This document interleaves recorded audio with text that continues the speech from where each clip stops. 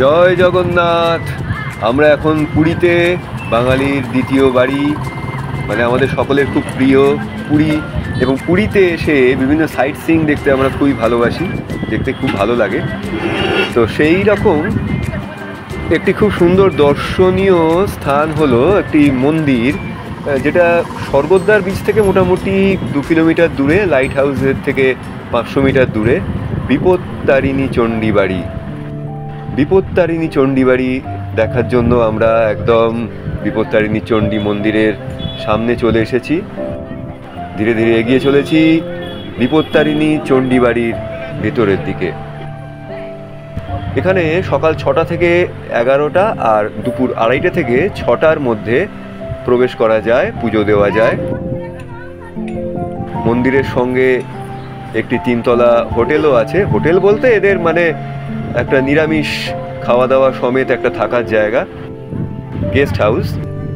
সেটা সম্বন্ধে আমরা পরে ডিটেলসে আপনাদের দেখানোর চেষ্টা করব। এখন শুধুমাত্র আমরা মন্দিরের ভেতরে গিয়ে সেখানকার কি আছে না আছে সেখানে সেই দেখার জায়গাটা আমরা একটু দেখে নিই।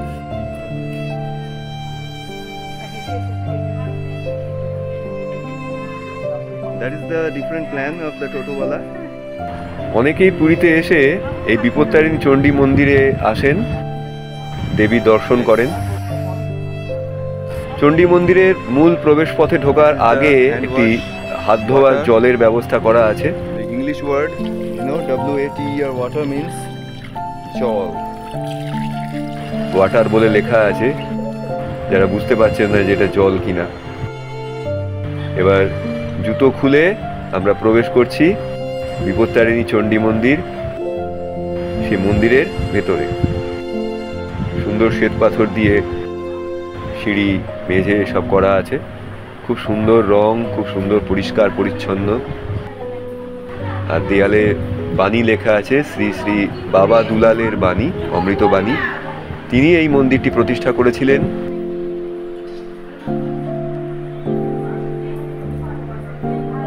এখন তো সকলেরই ফ্যাশন হয়ে গেছে ছবি তোলা, সেলফি তোলা।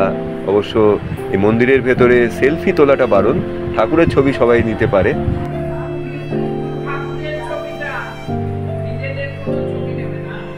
মূর্তিগুলি কাঁচের দরজা দিয়ে ঢাকা রয়েছে।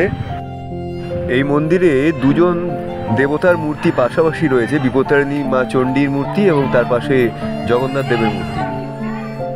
সি বিচের একদম সামনে অবস্থিত এই বিপত্তারিণী চণ্ডী মন্দির, এবং এর হোটেলের বা গেস্ট হাউসের ফোন নাম্বারও আমি স্ক্রিনে দিয়ে দিয়েছি। কারোর ইচ্ছে থাকলে আপনারা যোগাযোগ করতে পারেন। তবে এখানে নিরামিষ খাওয়া ছাড়া, মানে ভোজন ছাড়া আর কিছুই পাবেন না। নিরাপদে নিশ্চিন্তে শান্তিতে থাকতে পারবেন। আমাদের আরও ভিডিও দেখার জন্য দেখতে থাকুন।